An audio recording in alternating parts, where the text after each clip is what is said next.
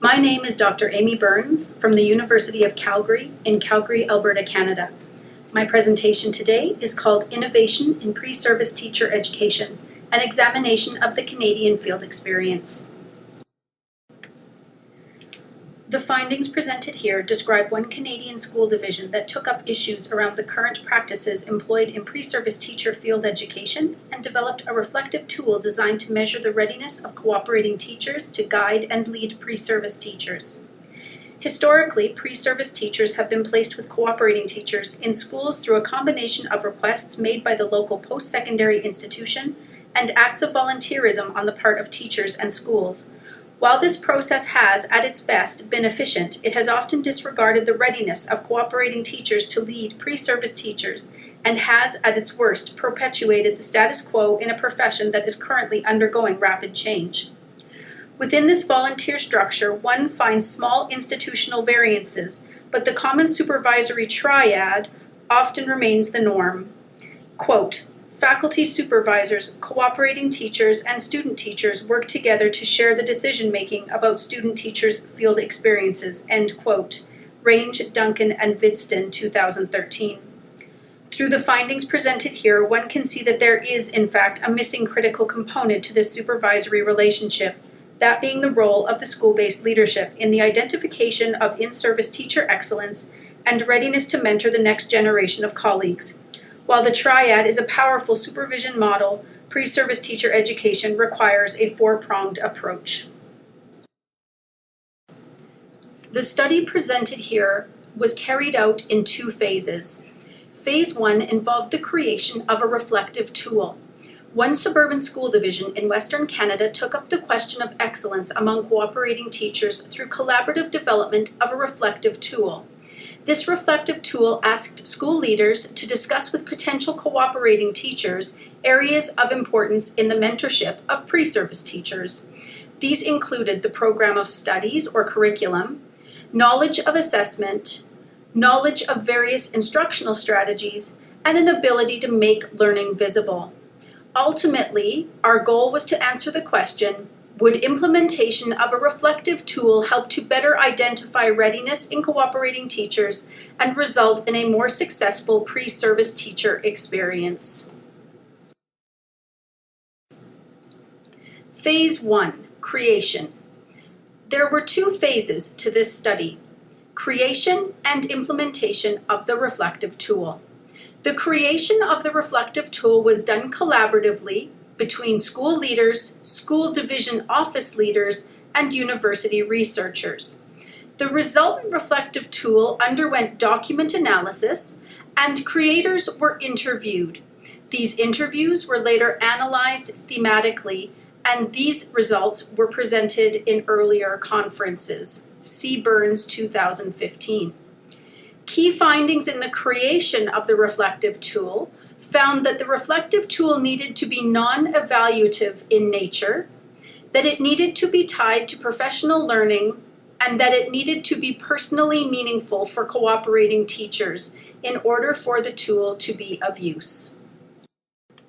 Phase 2, Implementation.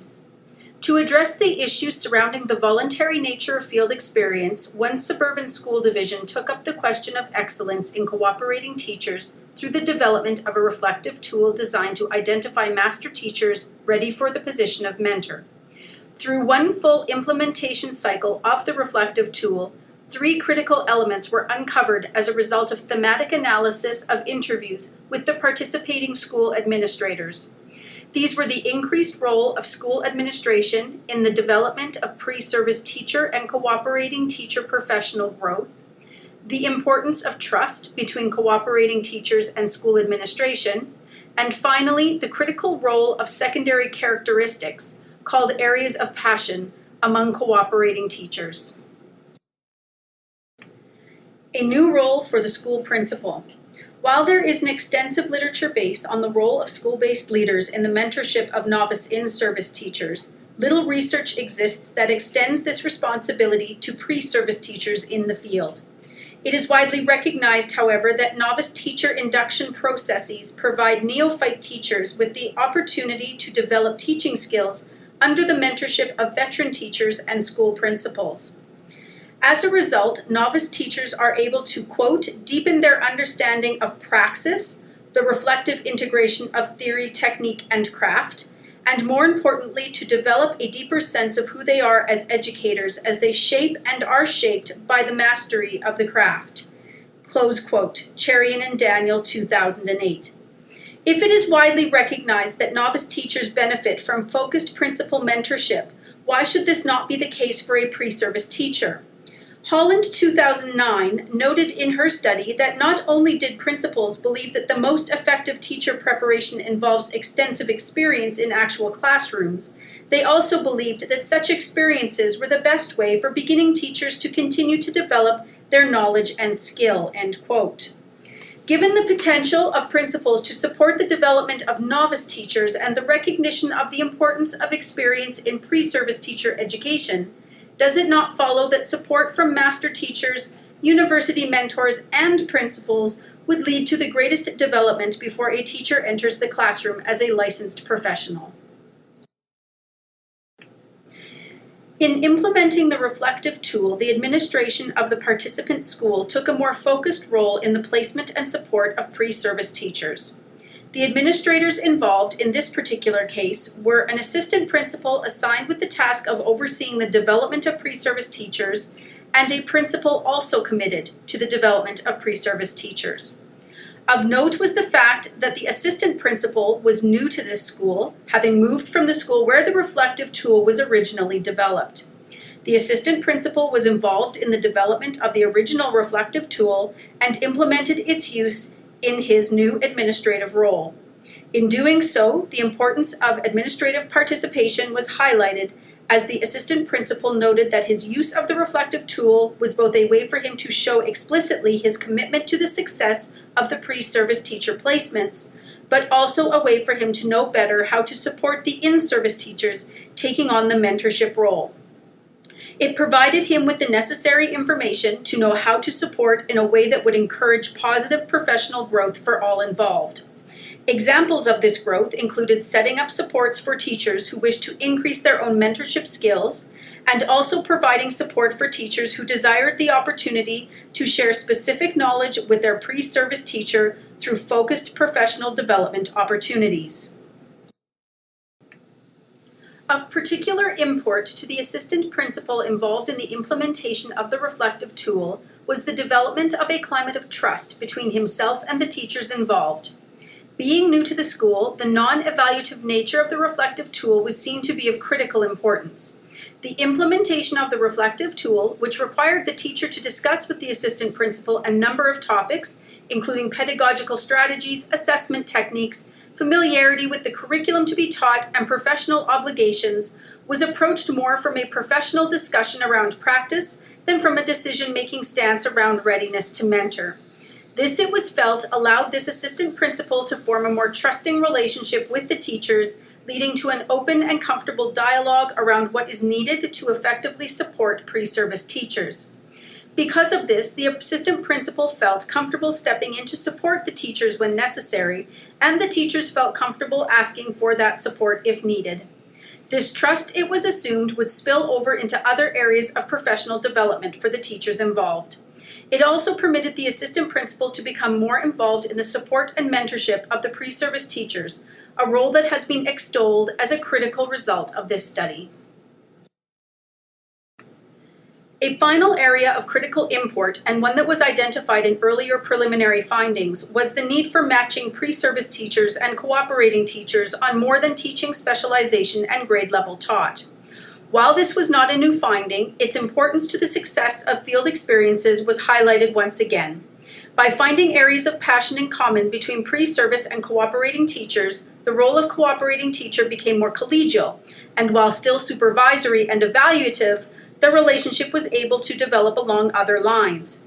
This allowed cooperating teachers and pre-service teachers to collaborate and to take risks in areas in which both felt comfortable. The implementation of this reflective tool resulted in both successes and challenges for all involved. The opportunity for a greater role for school administration was seen as one of the key strengths of the reflective tool.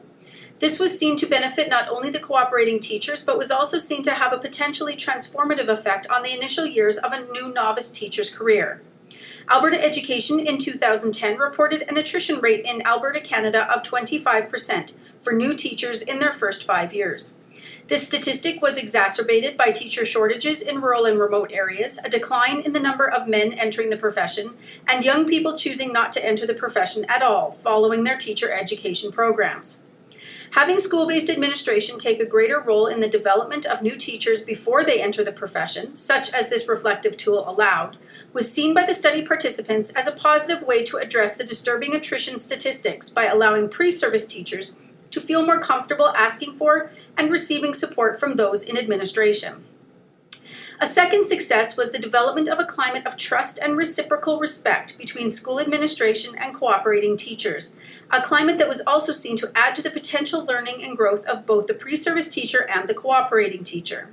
By developing a climate of trust based on mutual interests and goals, both the pre-service and cooperating teachers would be more apt to take risks and collaborate in more innovative ways with the full support of an engaged administration. A decided challenge associated with implementation of the reflective tool, and one that had direct implications for school-based administrators, was the time it was seen to take. In discussing his implementation of the reflective tool, the assistant principal in this study noted that he often felt pressured to expedite the discussion associated with the reflective tool due to busy schedules. He found it difficult to take the time he felt he needed.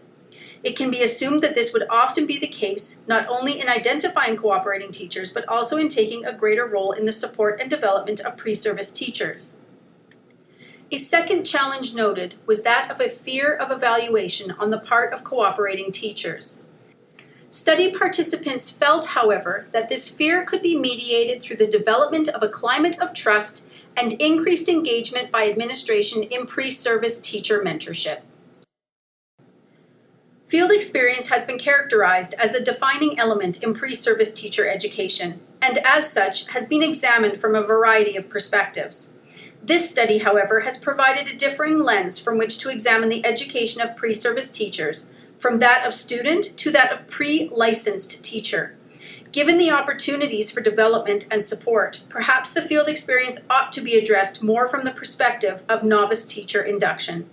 Perhaps with an increased role to play by school-based administration and a four-pronged approach to supervision, pre-service teachers will come more to be seen as teachers, requiring similar resources and benefiting from the same level of support as novice teachers, shifting the view of pre-service teachers from pre-professional to members of the profession. Thank you so much for your viewing of this presentation.